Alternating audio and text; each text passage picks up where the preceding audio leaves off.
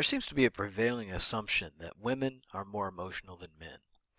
But is this assumption accurate? Social scientists actually agree that men and women experience the same types and range of emotions, so why the assumption that women are more emotional than men? Part of the answer to this question lies in a set of factors that influence emotional expression. While we are all born with the ability to experience and reveal emotions, as we grow, several factors shape our emotional expression.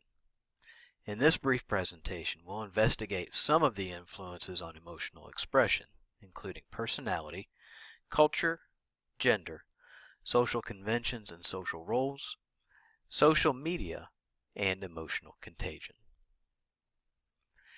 Let's begin by looking at personality. Do you consider yourself an introvert or an extrovert? Your response to this question likely influences your emotional expressions.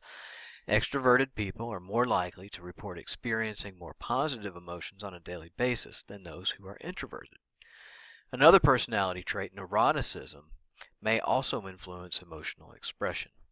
People who demonstrate neurotic tendencies like worrying, feeling anxious, and feeling apprehensive report experiencing more negative emotional experiences. A second influence on emotional expression is culture. While people of different cultures experience the same emotions, different cultures have different rules or norms with regard to emotional expression. In the United States, we tend to emphasize expression of positive emotions like excitement and enthusiasm. When we consider the cultural norm of individualism and collectivism, we also gain some insight into cultural values of emotional expression. Recall that individualist cultures focus on individual accomplishments and value superstars over team players, while collectivist cultures place greater value on group harmony. Because of their value on maintaining positive relationships among in-group members, people from collectivist cultures will be less likely to express negative emotions among in-group members and with out-group members.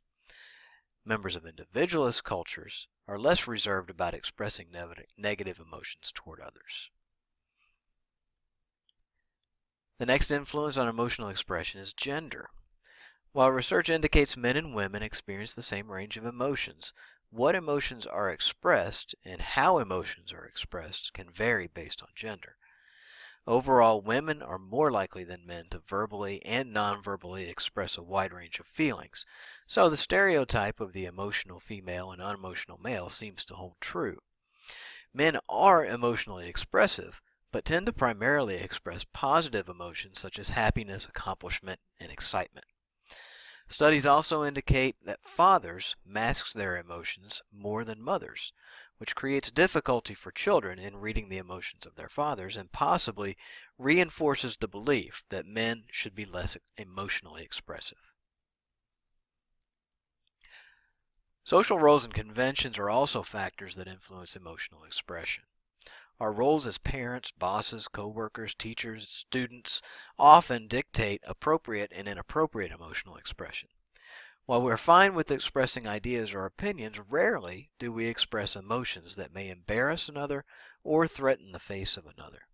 For instance, if you're a retail clerk at a shoe store and a customer occupies an hour of your time trying on different shoes and even the same shoes a few times, it's unlikely that you will express your aggravation or exasperation while dealing with this customer because it may embarrass them and it could result in a loss of a potential sale. Social scientists refer to these efforts to manage and sometimes suppress emotion as emotional labor. Therefore, our social roles will often influence us to express appropriate emotions and suppress or mask emotions deemed inappropriate for that role.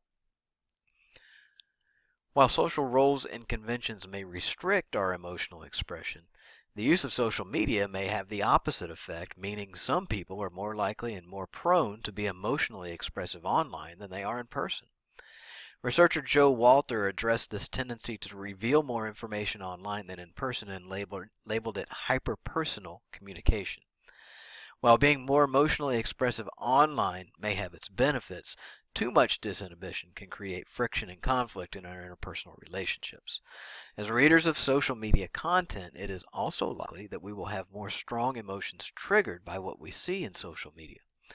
And some studies indicate social media and regularly checking the activity of our romantic partners on sites like Facebook may create feelings of jealousy or insecurity.